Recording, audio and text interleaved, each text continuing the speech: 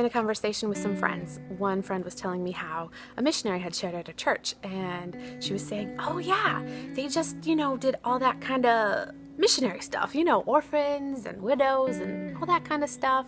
And an older lady commented, you know what missionaries do? They live their lives, and they wash their underwear just like you do. And everybody giggled, and I said, yeah, but it takes like 3 times as long. This sums up what missions means to me in one little story. But when I unpack it more, I find that I could go on and on about the things that it brings up, what missions means to me. So I'm going to focus on 7 things that missions means to me. First, it means calling yourself a missionary. Second, it means figuring out what a missionary is and what it isn't. Third, it means asking yourself, why am I a missionary? 4, it means consistently listening to God and refining what your mission is and what that practically looks like working out in your life.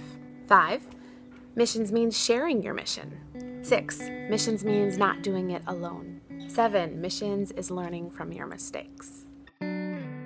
So calling yourself a missionary might not seem like much, but for me, I was on the field for years before I actually called myself a missionary. I grew up in a wonderful home with tons of books and lots of missionary biographies, reading about George Mueller, reading about Amy Carmichael, reading about Hudson Taylor, people who got on a ship and left and basically never came back.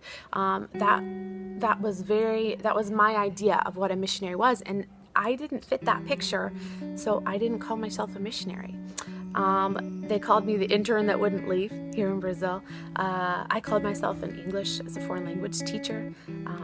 There were many different things that I was doing under missions, but I called them those specific things instead. I was a single missionary for 10 years. I was living off of $350 a month or less. I was doing bare basics. Because of visa problems, I could only stay 6 months. So I would be in Brazil 6 months, basically spending money, and then go back to the US and save, and basically self-support myself. It was a really awesome life for a single person who wanted to travel and make a difference and see the world and learn a new culture, and I loved it. But there was a specific time that I needed, and I had a friend that sat me down and said, Rachel, why aren't you calling yourself a missionary? Like, it's fine, but why? Is it because you think you're not worth calling yourself a missionary, like that you don't deserve it? And then they also asked me some specific questions about sustainability. Like, is this what you're gonna do for the rest of your life? What's the plan here? And it made me stop and realize what was going on and really check my motivations and check my heart. Around that time, I also had a relative who came and visited me in Brazil, and she was just incredible. And as she was immersed in my life and, taking motorcycles into Cajueiro Claro and doing all kinds of stuff, she said, you know what, I've visited a lot of places. I've seen a lot of missionary work, and what you're doing, it's valuable. And it's worth it, and you're doing a really great job, Rachel. Like this, what you're doing, it's awesome, and there's value in it. And I needed to hear those words. And after that, I started making decisions and started putting together a budget and actually fundraising, calling myself a missionary. I began to realize that not everyone who was a missionary, including myself, was going to fit into my view of what a missionary was. The actual word for missionary comes from the Latin word mitu, and the Greek word, which is what we have for apostle, to send, or sent one in the Bible.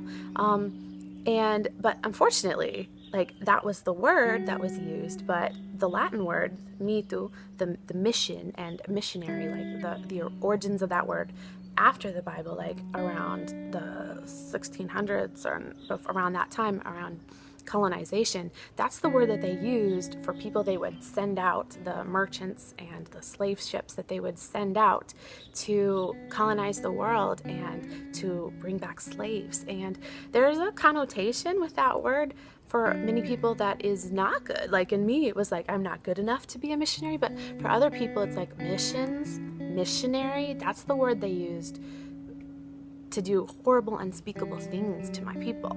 And so I realized that on both sides, people have connections. We connect. Language is all about different connections and our experiences and our feelings and our expectations that we connect to those words. I mean, think of all the baggage that comes with words like mother.